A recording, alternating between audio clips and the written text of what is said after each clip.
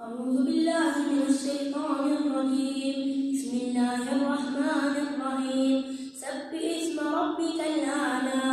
الذي خلق فسوى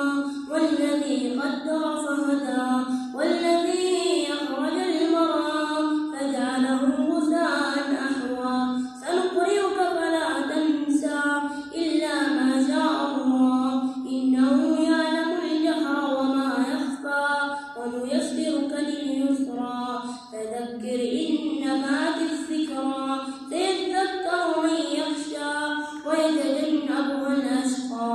الذي يصلى النار الكبرى ثم لا يموت فيها ولا يحيا